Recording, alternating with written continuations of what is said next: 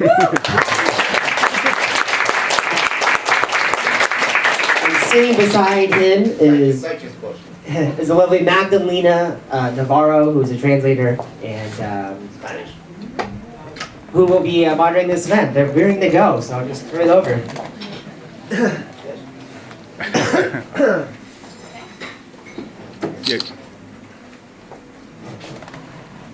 Okay, second time. Welcome everybody. First of all, I would like to thank the Beijing Bookworm and the Polish Embassy for making this event possible. It's an honor to have Mr. Andrzej Sapkowski with us today. If you're here, chances are you already know that he's the author of a kind of famous The Witcher saga, one of the most influential and beloved works of fantasy of our time, and yes, the source of the video game of the same name. The first book of the saga, Blood of Elves, has just been translated into Chinese, so it's an exciting time for fantasy fans in China. Mr. Sapkowski, welcome to Beijing, and thank you so much for being here with us today. The pleasure is mine.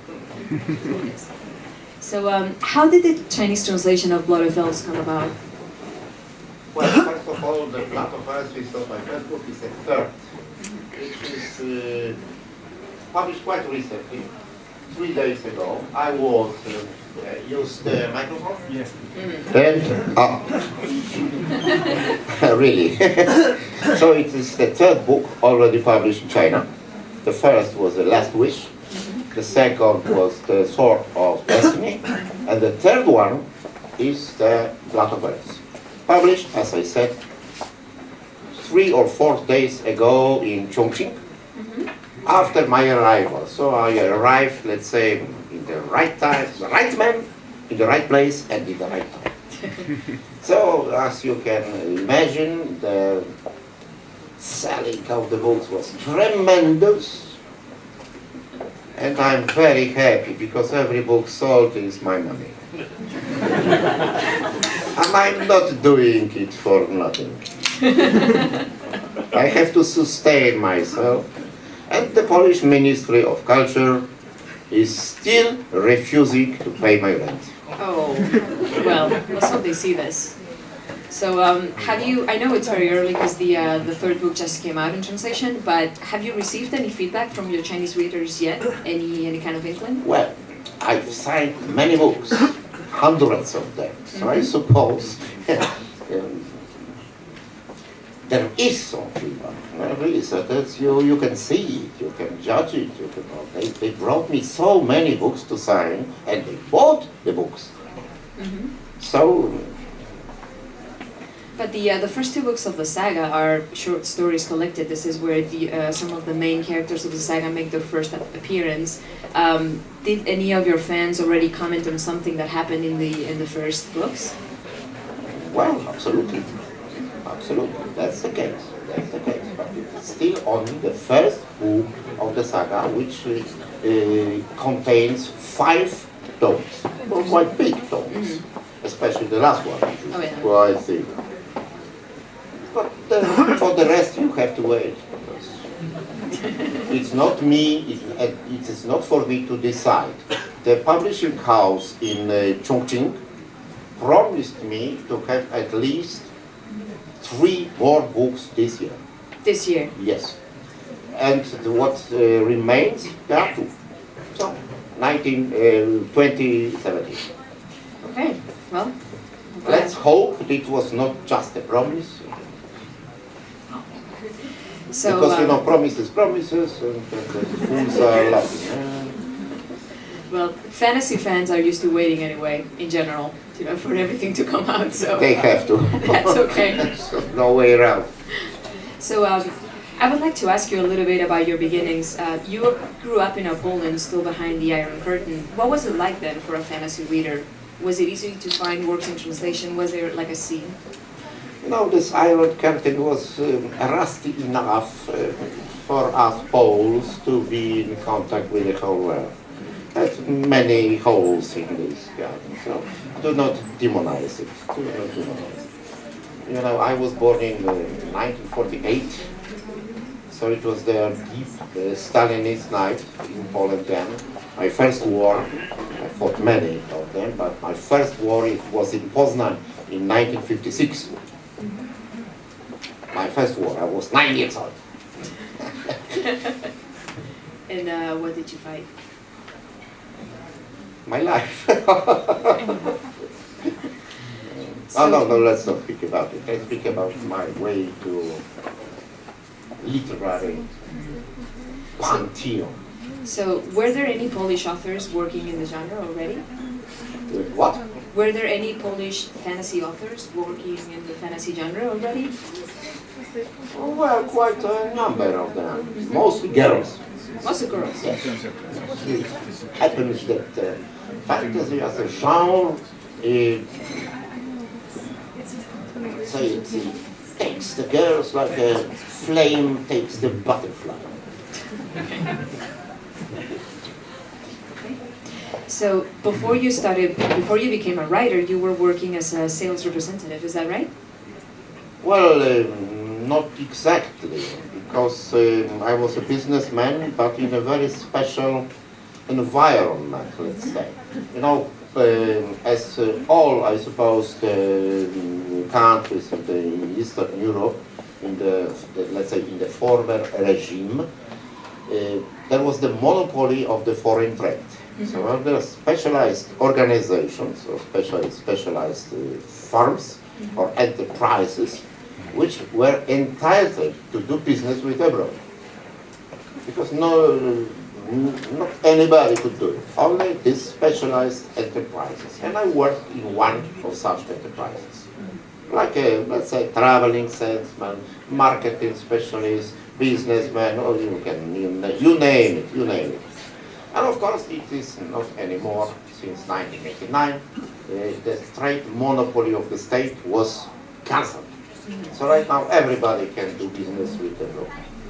But it was not so till 1989.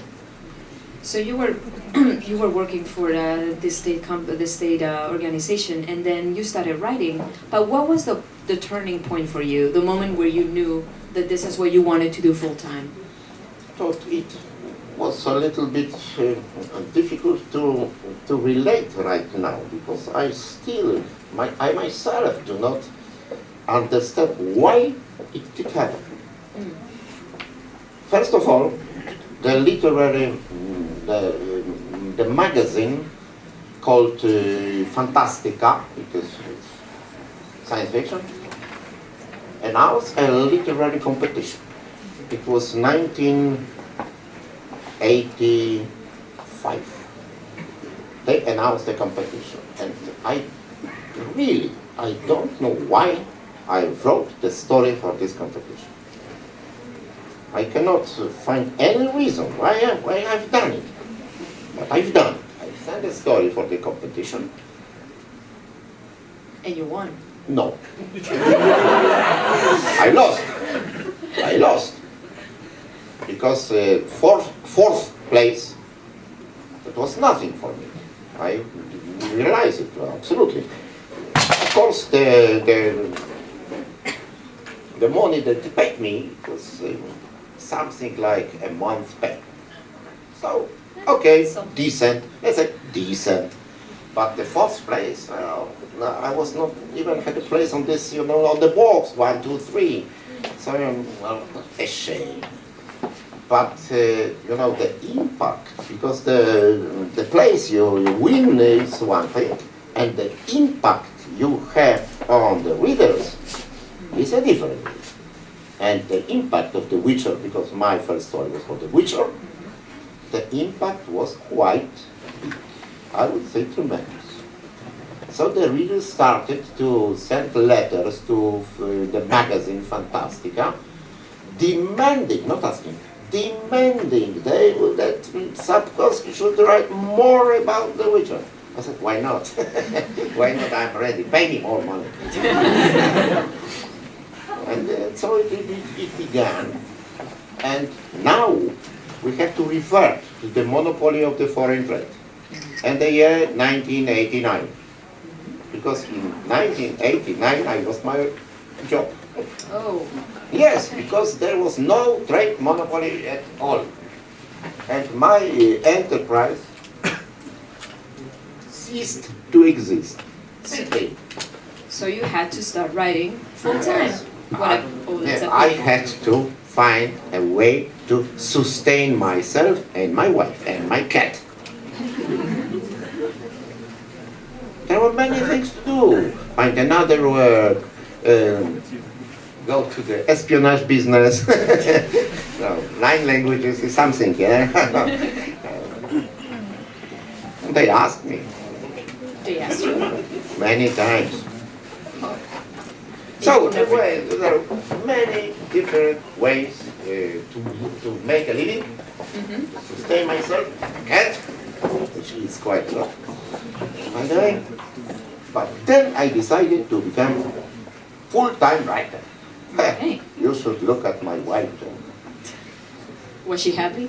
No. She was terrified, simply terrified, because she imagined me. Oh, what writers do? Writers get up at noon, take a big show around your neck, black hat with a feather, and go straight to the restaurant for writers.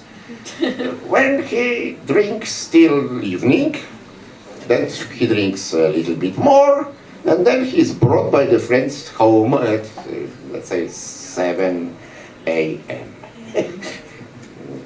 To prove my wife that is not so, I woke up every morning at, let's say, well, I'm writer, 10, Okay. drink coffee, and start writing. Just to show my wife and to prove that I'm a serious writer, not just stupid Okay. artist. So before this short story that you wrote for Fantastica, you had never written anything as a kid, or maybe tried some scribbling as a teenager? Well, I've done it, but you know, not not worth mentioning. Not worth mentioning. You know, I had always, let's say, the light pen. For me, it was not a problem to send to my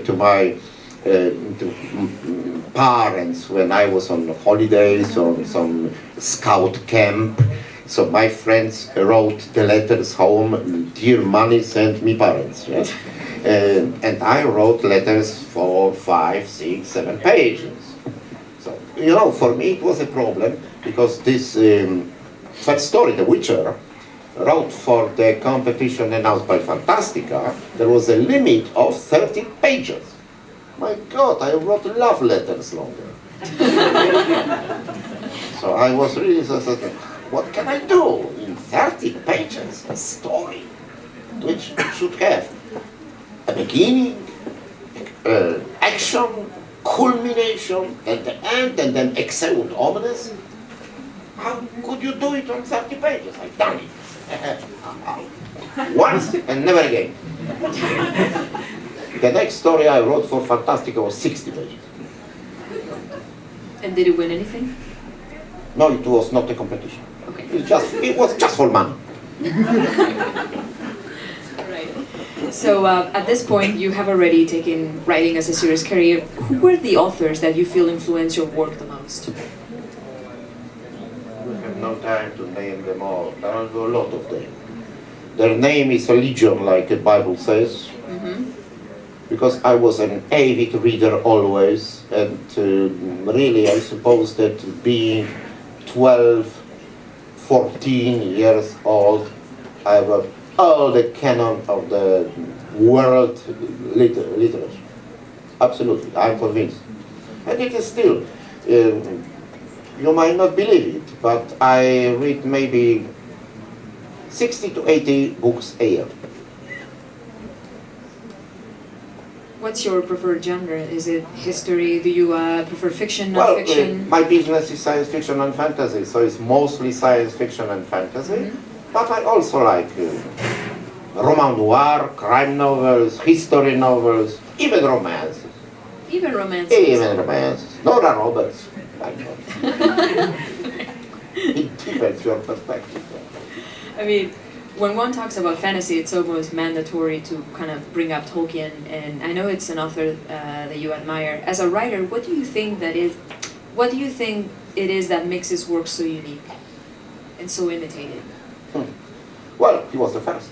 Yeah, well, there's been many copies. Why do you think that his still persists to be the best in what he did? He was the first and he was good. So really, you do not believe how many fantasy novels or series I have read about a bunch of guys going on the quest, on the travel, or journey west. You know, the Chinese understand what journey to west. To throw a ring into the volcano. So there are hundreds of novels about throwing a ring into the volcano. Hundreds. But you know, good things have this in it that they are maybe not easy to imitate, because you cannot imitate a good thing. You will be always worse than the good thing. But they are easy to imitate. Well, the thing, I mean, for me, good fiction is that when you read it, it makes it so obvious that this is such a good idea, why nobody had it before. And then it seems, wow, it's always been here. But then when someone tries to do it again, it doesn't feel the same way. You know, I've read before John Rowling, I've read a lot of novels about the school of wizards and sorcerers. But because that's novels, some are bad, some are very good. But then came Rowling and she rolled them all the world on the knees. And no wonder, because I don't know if you have read all the Harry Potter novels. I did. And it is simply a good literature. So no wonder. It is good, just good. So keeping with Tolkien, his work drew a lot from Scandinavian myths, and maybe because fantasy, at least the one I read, is dominated by Anglo-Saxon authors, we are not so familiar with the Polish and Slavic mythology that you weave in your work. And I was wondering if there's a Polish myth that you find particularly compelling and you would like to tell us about. Well, I don't think so. I never stick to not only Polish but even the Slavic mythology. For me, it was just the same. It was Brothers Grimm. It was or it is Andersen, or it is America and the Six Nations. So there's no difference. I'm not connected to any kind of mythology, and any kind of mythology is not influencing me to this extent that I consider it important. It's absolutely not the way. And yet, although The Witcher has many mythological references, one of the most interesting things, and I'm sure that people here who have read The Witcher would agree, is that your characters hardly behave like conventional myths. And I'm talking about vampires who don't drink blood, mercenaries with honor, and really troubled sorcerers. Is that a reaction against bad fantasy where everybody is super powerful and boring? Yeah, absolutely. Because as I told you, before I started my writing, I knew the canon of the science fiction and fantasy quite well.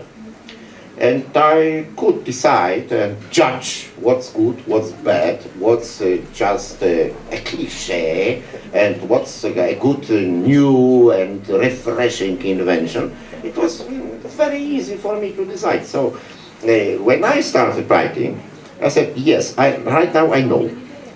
These errors, these mistakes, I will not commit. Because I know all the traps on the way. I know them all. So I just can make a little bit slalom just to avoid all these traps and mistakes and landmines. Yes? Easy. When you are prepared to do it. If you are not just a boy who is writing about killing orcs, and then killing orcs, and then killing orcs, and the protagonist fucks somebody, and then killing more orcs, and then fucks somebody. So yes, if you are 45 years old and start writing, you are a little bit better and have some supreme as the guy who is 20. I mean, sticking with this, what is your biggest pet peeve as a fantasy reader? So, what storyline or archetype makes you just give up on a book completely? Like, not this again. You know, Tolkien was translated into Polish in the 60s.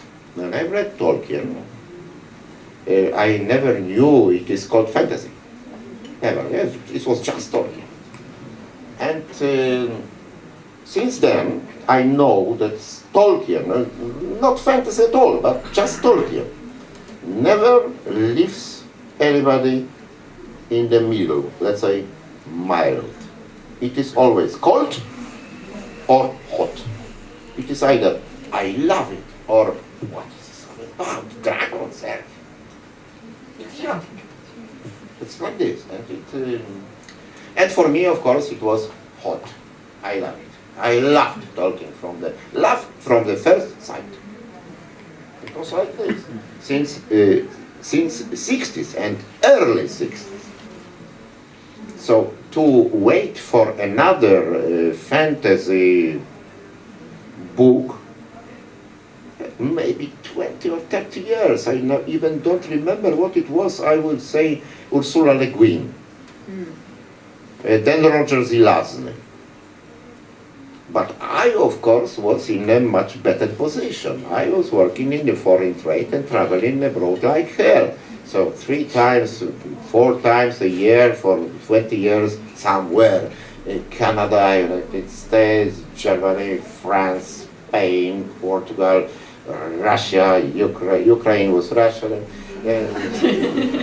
Soviet Union. And I brought books. How much money I paid for the heavy luggage, because books are heavy like hell. Oh yeah. So then I knew the fantasy as it was. Also after, as I told you, Ursula Le Guin, the Earthsea, yes, Roger Zelazny, Amber series, then Jack Vance, Lioness, then David Adings with Belgariad. It's all of it. I read all of it. I know everything. You know, I'm a specialist in the fantasy and science fiction business. I'm a specialist. I read everything. What appears that it's worth reading. But I told you, 60 to 80 books a year. It's pretty impressive. What's the one of the things that I think when someone tackles your sagas is that you're definitely a specialist in fantasy, but you also bring your background as an economist. It feels like in your books, the laws of cause and effect apply. That magic has a price, kingdoms go to war for money. It's not like in bad fantasy where you never feel the gravity of a situation, or you just think that things happen randomly. In yours, things, economics and socioeconomics have a deal. Do you think this is part of your training as an economist, that you studied economics? Do you think this has an influence in your work? Absolutely, absolutely. But I also remember what some wise guy, maybe an author of science fiction, thought that the fantasy is improbable, is impossible made probable. So, of course, elves, dragons, as we consider them, dwarves, magic, sorcerers, witchers, they are things impossible. But fantasy makes them probable. And what is probable also in fantasy? How can you convince the reader that what you write is not only stupid things about some non-existent dragons or impossible dwarfs, it is making it a little bit real. So everybody must have the way to sustain himself, to make a living. The banks must operate. The currency must be compared to the currency of the other country. So it's the value of something. And these things, of course, my preparation as an economist helped me a lot. Because I know what is a currency, how to deal with something, how to sell things, how to buy things. So it's easy. It was absolutely easier for me than for the, let's say, science fiction writer who has no such preparation. Look at the works of Stanisław Lem. He was from his beginning, he was a doctor with medicine. And you can find some things from medicine in his works. But you will never find in the works of Stanisław Lem nothing with economy. That's true. he just avoided the topic. Another thing that I feel makes your work very enjoyable is that the reader suffers. Because danger feels real and no character is safe. And I think that another author that does this pretty well too is George R.R. Martin, you know, who... He's even better than me. He kills his characters a great deal more too. We know each other personally, so I told him once that he's doing a bad economical thing with the heroes. He's killing them with no reason. Killing the heroes must have a reason. And he said the reason is that the reader is angry. Yes, he made me angry, killing Jon Snow. So when you start writing, do you start with a clear idea of where the story is going, or do you follow it to see where it leads? I always plan. I do not stick to the idea I consider is completely stupid. So I start writing, I'm getting into the train and don't know where the train is going. That's stupid. I know people who do it. I cannot do it. I must know. If the lady comes to the doctor and say, "Doctor, comes the lady to the doctor with a big screw in her ass. And the doctor says, "What happened to you?" "I've been screwed." So before I start writing, I must know everything about the lady, about the screw, about the doctor, what she says, what he said, and how it ends. And then, excellent omnes, everybody out. Now, speaking of The Witcher, still sticking with it, do you have a weakness for any particular character? And if so, why? What? All my characters are ideal. I created them myself. No. What I mean is, if you are particularly fond of one of the characters, if you have a favorite, that is. I do not. The question is completely going into darkness. You know, all characters serve the plot. All of them. If a character appears, it serves the plot. It pushes the plot forward. If the character says something, it pushes the plot forward. If the character dies, it pushes the plot forward. So, how can I say what I like or I do not like? I like the plot go forward. That's why I create the characters, because they are pushing the plot forward. That's all. Is there any character that, even though it's functional, as you say, feels a little harder to write, or maybe to get into his or her mind? Harder for me. I know, crazy, but... I'm a professional. I'm a professional. Nothing is hard.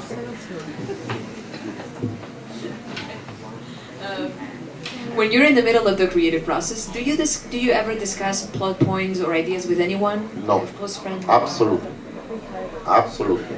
The first one who sees fully done work after many corrections is my publisher. And to your information, I've counted it, I calculated it. 1 month's creation is 10 months correct. It's like this, simply. 10 times. Just calculate it. And he sees the idea. And I say frankly, just frankly, you can maybe correct something, maybe my typing error, but the rest you cannot touch. So you don't accept editorial decisions about the plot or Absolutely. characters? I'm giving to my publisher the idea, and the idea cannot be touched in any aspect. Have you encountered bad reviews? And if so, is there a recurring theme, something that people, when they write to you to complain, do they always complain about the same thing? The people cannot write to me because nobody knows my address. But you know what?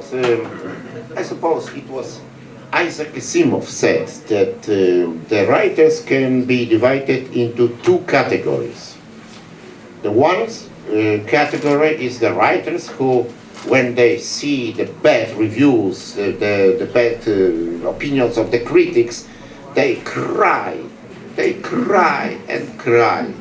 And the other one, the other category is the ones who pretend not to.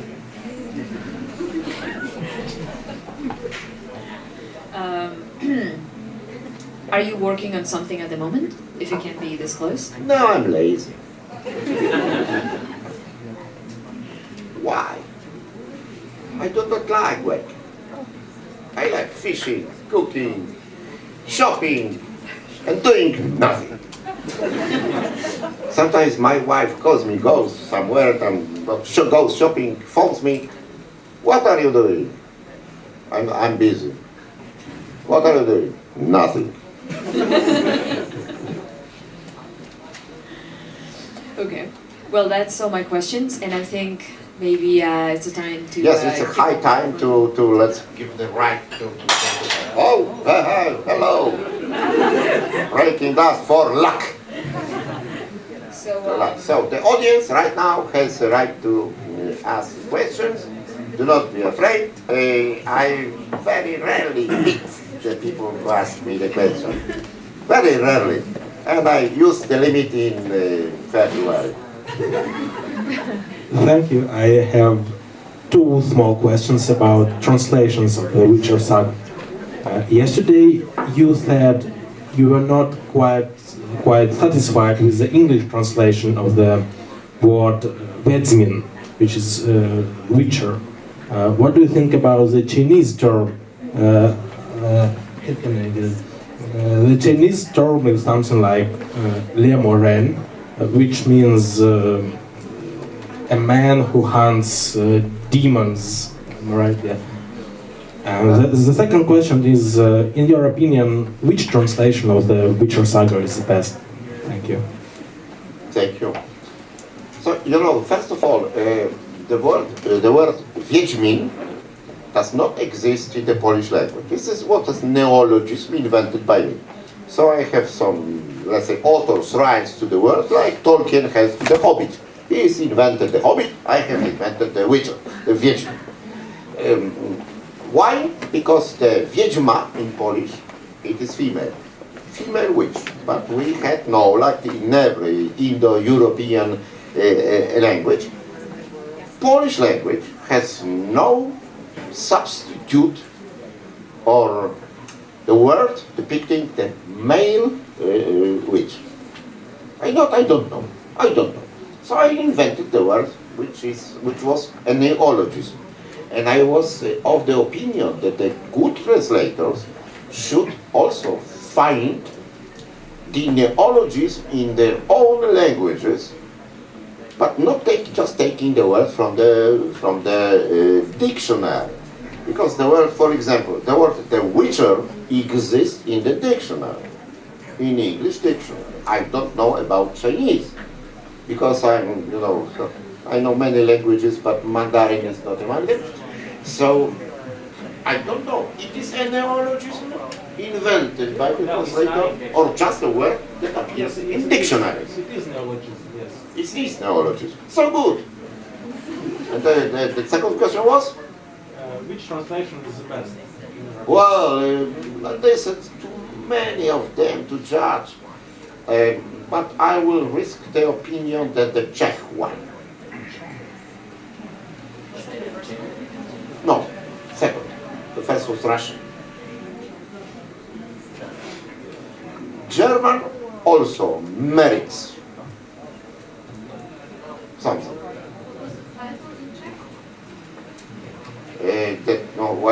The many titles, a lot of books. Czechs publish a lot of my books. If you ask me how is the Witcher in Czech, it is, Alzheimer. No, it's not Alzheimer, it's Alzheimer. It's zaklinacz. Zaklinacz.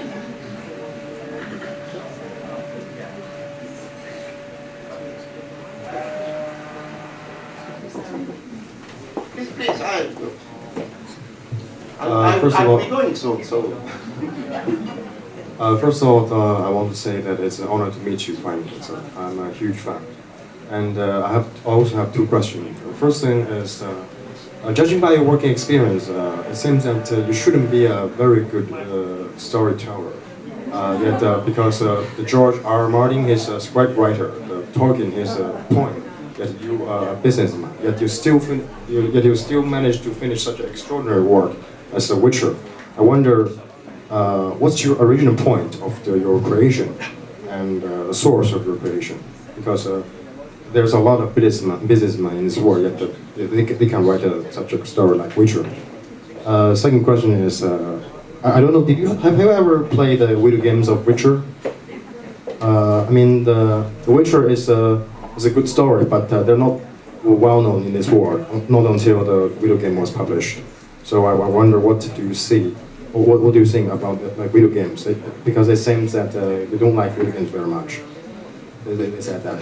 Okay, so as for the sources, the origins, or the point where it all began, so I cannot give you a correct answer and the right answer, because I suppose the source is my erudition, simply. So after so many things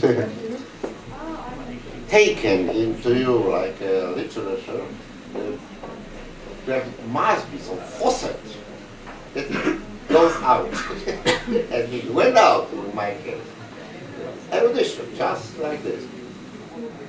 Whereas the game, well, I never played it, and I do not intend to, because I have many better things to do. Absolutely. The games are not my field. You didn't wonder what they have made? Well, they approached me, asked me for selling the rights, proposed the right amount of money. I said, yes, why not? You are welcome. Where is the money? Still today, there was no cooperation between me and the game people, no. Of course, they asked me some questions and asked me what does it mean, how do I try to show me the map, because there was no map, you know. Originally in any Polish books, in Polish language, there will be no map, there's no map. But of course the game people must have the map, so they asked me if the map is correct. I said more or less, made a few corrections, all, and the end. The cooperation was scarce, or virtually non-existent. My opinion of the game, yes, it's very good. When I look at it visually, and I'm proud possessor of the deluxe editions of the game, with albums and so on, it is very beautiful, absolutely very beautiful. But let's be frank, you say the game helped me, I say I helped the book. 50-50. Why do you think they approached me with the game? Because I was famous. That's why.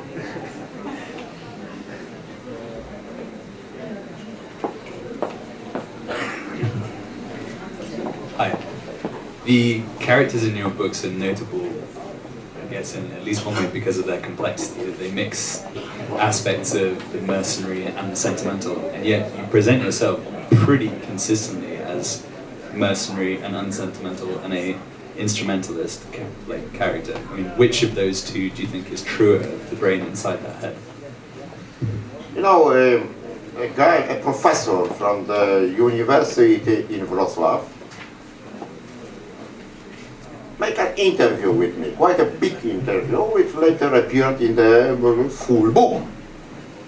And he always asked me the questions why I'm not so empathic. You know, there is no empathy in me, because he said, I know a writer who, when he writes something which is sad and tragic, his wife hears him from his cabinet crying. And then he's laughing. Then his wife knows that right now he's writing something funny. And my wife hears nothing. Hears nothing. And it's not a lack of empathy, because fact, I'm full of empathy. But I'm a professional. I'm a writer. I'm putting the black letters on the white phone. And my talent consists of it that I know how to put these black letters. How and how many. And which ones. Empathy has nothing to do with it. It's technique. Not try to do it. You know, there was a stupid old German joke. The judge asks the witness, what's your profession? Artist. Yes? And what are you doing? Umbrellas. It's not an art. Yes? Do one. Machen Sie einen. Proszę pana, may I ask you your opinion of young writers today in Poland? You are from a different generation, as am I. I studied in Poland in the early 80s, so it's You're much younger. a little bit. So it's a different world, it's a different Poland, it's a different generation. Are you following, or are you happy to see certain writers emerging who are, I don't know, in their 30s or 40s? Yes, well, I certainly do, because I was the trailblazer, you know. Even if Polish publishing houses, maybe from time to time they accepted Polish writers as writers of the hard science fiction like Stanisław Lem, or some political fiction like Janusz Seidel. So they are very reluctant to publish somebody who's writing fantasy, considering it first stupid, because dragon sells, and then not sellable. Not sellable. Nobody will buy it. It was quite hard for me, but I managed to make a way through this jungle. So a real trailblazer with a machete. Yeah? And the way, the gate that I fought through was filled by the lot of people who went after me. Because then the Polish publishers realized that not everybody whose name is ending with a ski is not sellable. Because the first opinion of the people after 1989 was that only two writers merits publishing and selling. Andre Norton and Howard. And it was like this. The shops, the Polish bookshops, were full of Andre Norton, very badly translated, and Robert Howard, even worse translated. So my work was to blaze a trail, and I was a trailblazer. And right now, look at them, how many? How? Of course, I will never prize here anybody, I will never mention the names, because the motto is aut nihil aut bene, and the second, I will never rise the viper on my chest like a competition. And there are vipers, mostly. Young, but still poisonous. I'm I'm going to ask that when reading Witcher series, and I found that the background is a little bit similar like another Polish historical fiction, Fire and Sword, you know. And how I want to know that because Poland has a unique history, and how that history affects you on your creations. Well, to great extent, I would say. To great extent. Because so you noticed it very sharply that Poland has a quite unique history, and it was the history with many turning points, many of them. And of course, it is deeply rooted in our culture now. No doubt of it, no doubt. So I will never deny being a part of it, never. I know history of my country quite well. I try to understand why something happened or why something did not happen. So, once again, I'm rooted deeply into it.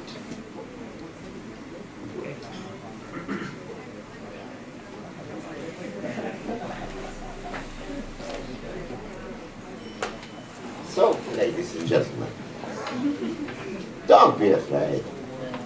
Believe me, I will not beat you. Do you have any new plan for Geralt of Rivia or Cirilla? Because Cirilla is such a traveler for time and space. She may have other adventure. Do you have any new plan for writing a new book? So, have you read more books than I wrote? No, of course. Or I publish in China, because in the, well, 1, 2, 3, and she's already traveling? I suppose it was the fourth book. She's not traveling in the third. So have you written in English or? Yeah, English. Oh, wow. Well, now I do understand. But I cannot answer the question because it's a plot. I have invented the plot. I consider the plot the best possible. I presented my publisher the ideal of the book, so don't ask me why I've done it. I've done it because I consider it the best way to do it. I'm a professional.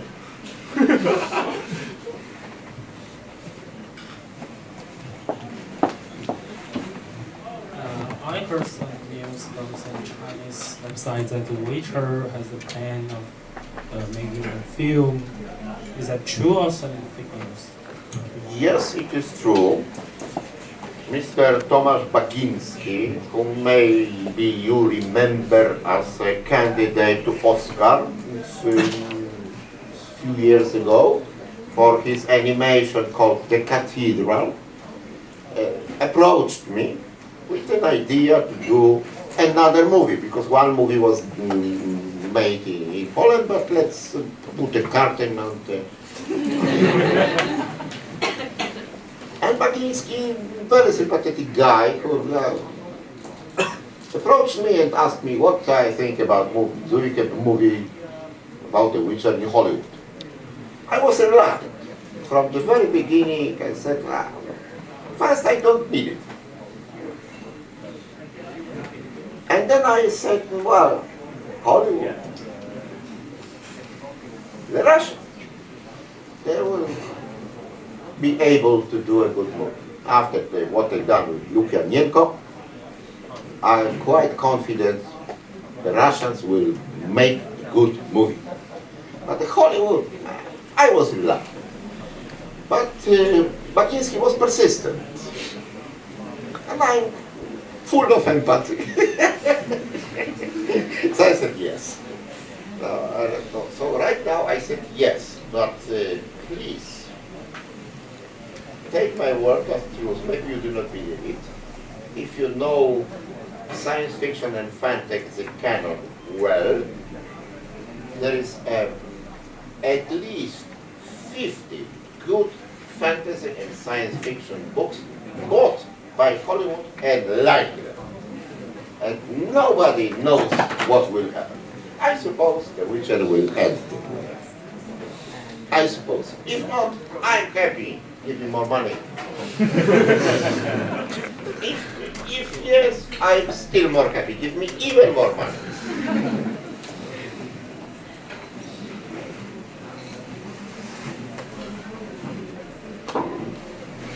So, ladies and gentlemen, nothing more. Okay, questions? I have a question about, like, as you mentioned before, you are also an economist, and Come here. as you mentioned before, you are also an economist, and I just wonder, like, when you were so when you wrote this science fiction, do you feel like you were sort of creating your own economy, and what are some difficulties? Economy cannot be created because it's a law of nature. Oh, right. So you cannot create your own economy. Economy is like weather. Either it's raining or it's not. It's a law of nature.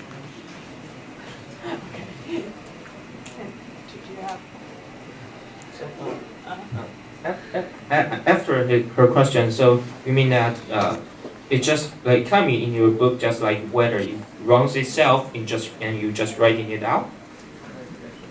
Well, I've told you, I like every good fantasy writer tries to make impossible into probable. So if we realize that we accept the fact that dragons do not exist, magic don't exist, there are no wizards, there are no Harry Potters, it is impossible.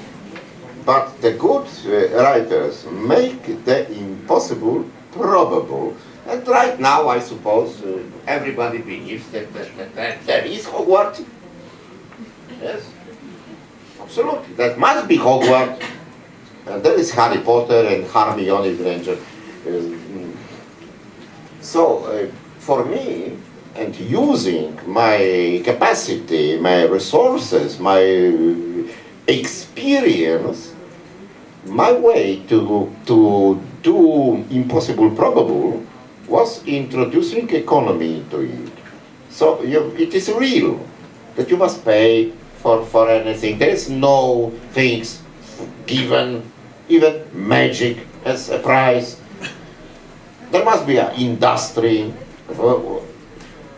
there must be a business, there must be banks, there must be currencies, there must be even customs wars between the countries.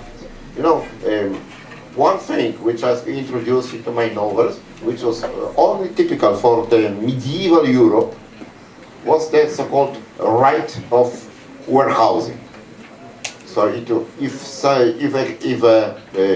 which was completely destroying the trade in Middle Ages.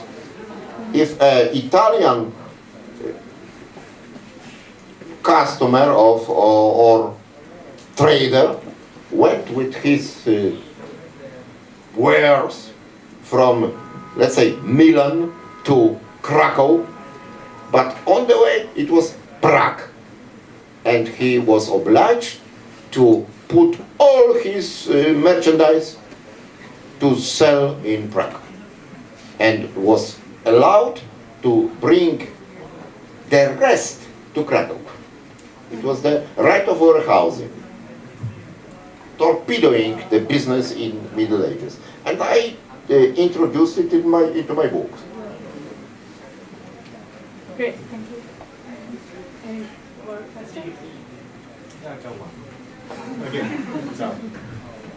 Could you tell me, in your opinion, which one of them is the better ruler, the king of Temeria, King Fortest, and Emperor Emir? It's in the books. Thanks. If it's not, I wanted it. The reader doesn't know.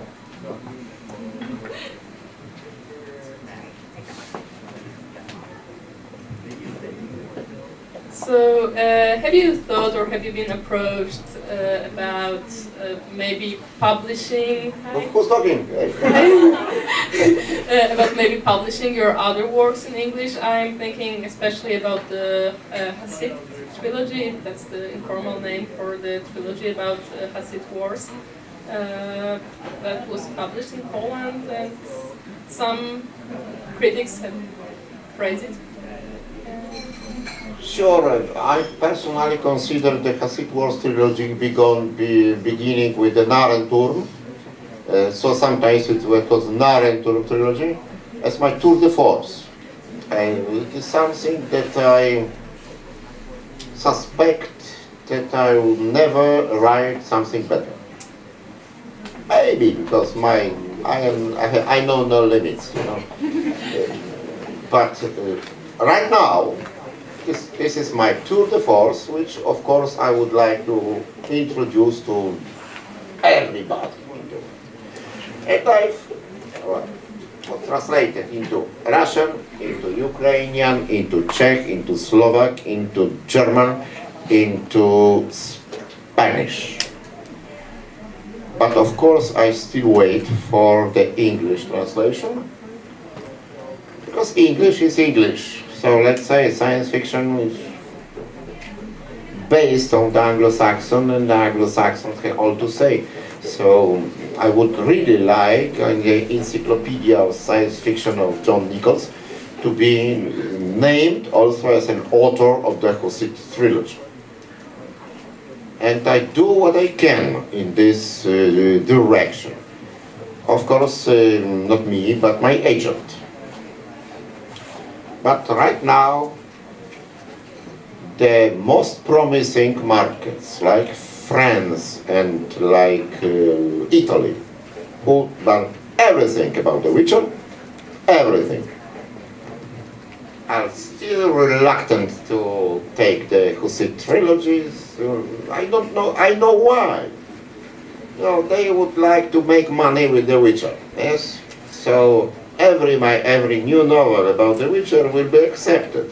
But Hasid trilogy is still, well, maybe, you know, Asiatic way of doing business, you know, smiling and selling nothing. But you know, the drop destroys the rock. I'm very patient. And I'm only 67. My father was 93. I have a lot of time.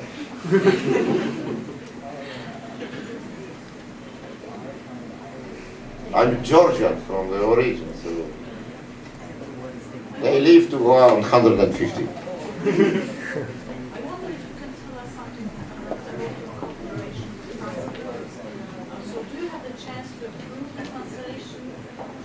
Chance to approve the translation or to cooperate with the translator.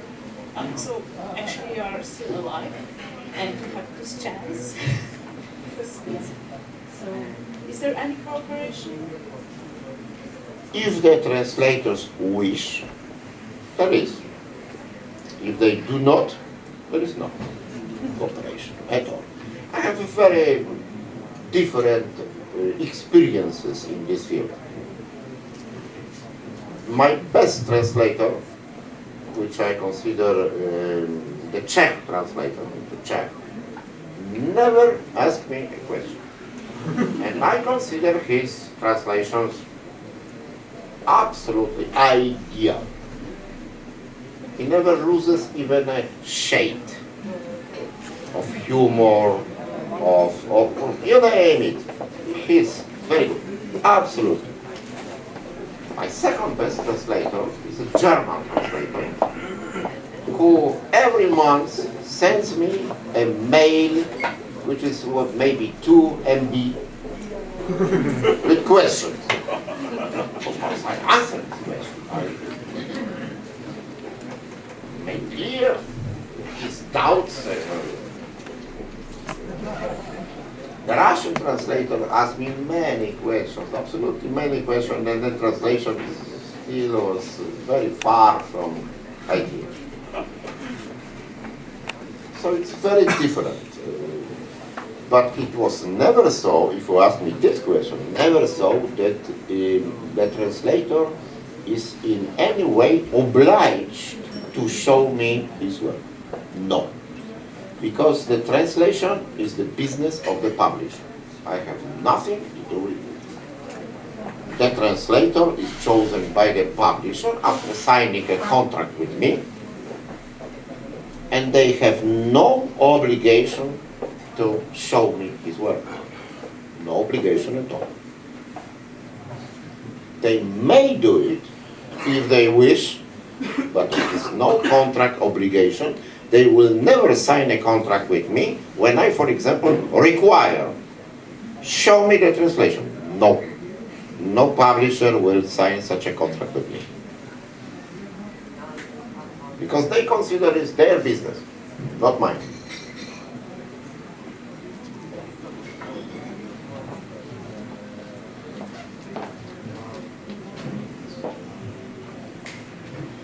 So it's very interesting to hear that you are Georgian by heritage. By heritage.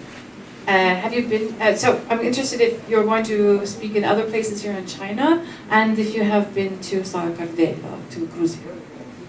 Many times. Many times. To Tbilisi. And China? Oh, right now in China I'm quite a traveler. Journey to the west, to the east. Because I landed in Chongqing. Then I went by the train to Chengdu. From Chengdu I flew to Beijing. Now on Friday. I'm coming back home via Helsinki, Finland. Traveling. I like.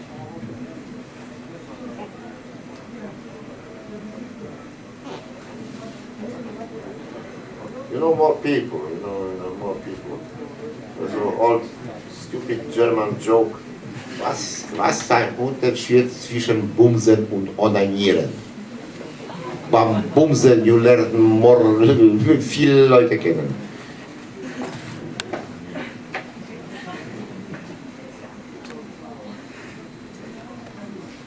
Somebody translate. Subtitles, anyone? No. I know. You know, but do we want to know? No, but I know. Oh. Okay. All right. So maybe one last question, and then we'll wrap up the event. Anyone else? Last question. This is your chance. Oh, Yes. yes. The old guy. Okay, there we are. Hi.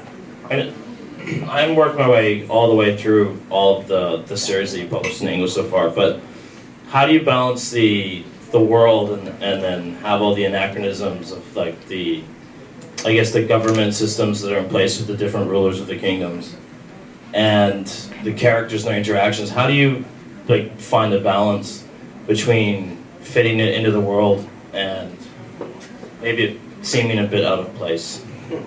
Well, it's repeated that I must answer such a complicated and long question with one word: talent.